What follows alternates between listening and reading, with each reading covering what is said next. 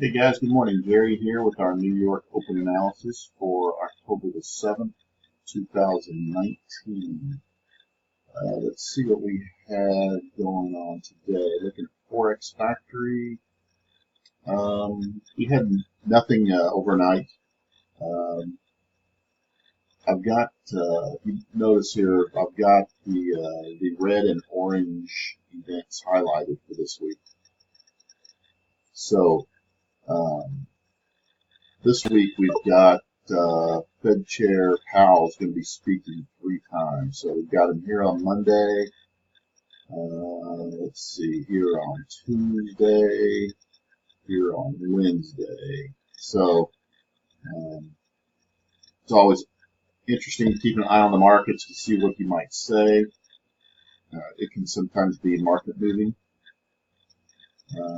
As far as today goes, that's really the only that's the only red flag event. However, sometimes this Australian business confidence number can move the markets one way or another. Although the Aussies, not the strongest currency in the world, so it wouldn't be surprising to see more weakness in the Aussie, but that's not really right now even a red flag type of event anyway. So today, not a lot going on. When we look at zero hedge, and that's typical for a Monday. Mondays are often slow news day events.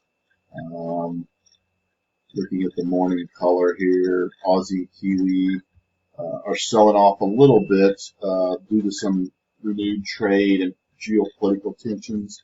One of the things with the Aussie that's give it a little bit of a bearish sentiment is China's supposedly they're limiting the talks in Washington this week, and so that's putting a little bit of bearishness on the Aussie. And then there's some discussions about the between the U.S. and North Korea that were cut short. Let's see. Yeah, so I mean, really nothing strong there. I mean, the thing with these talks here, this is, if you look at what this says, China is we like to sell on, so we like to take trades on data that is somewhat solid, like economic releases, that type of thing, Fed speak. But when you start seeing things like, as far as trade talks, China is reportedly setting a limited agenda. Well, are they or aren't they? We don't know. That's kind of the word on the street. So, for example, let's say you took a short Aussie based on just that information, and it comes out that they really were not, when the talks actually happened, you find out they really did not have a limited agenda. Maybe it was just a positioning tactic prior to the actual talks, a negotiation tactic. This is just really too weak for me to want to build a trade around. Looking down at the pound, it has the usual UK political and Brexit jitters. They're not liking PM Johnson's proposals for the Irish border. Swissy and the yen. Let's see here. There's just really nothing there. If you look at the wording in here, holding firm, USD yen meandering. It's just nothing in here that makes me want to put money at risk today. The euro.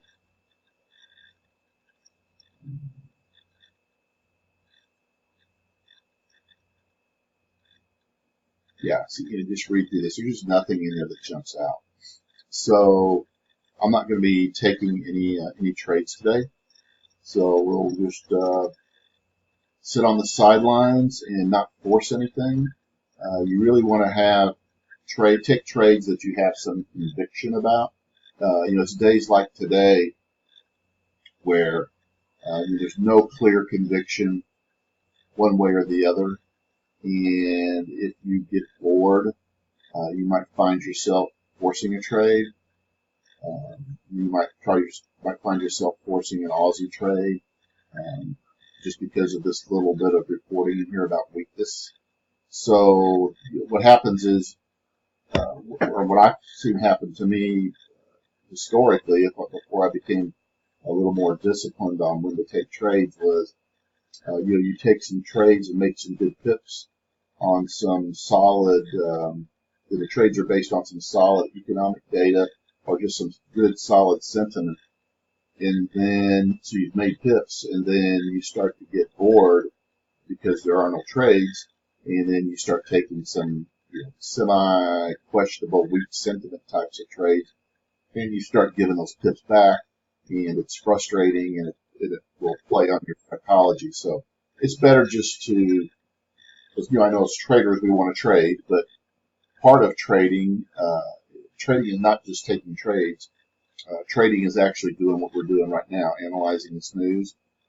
Even if you don't actually put on a trade, you should consider that you are trading today because you are analyzing the news and taking the steps that you need to take to look for trades. So that's it for today, guys, and I'll get this posted and I'll be in the room shortly.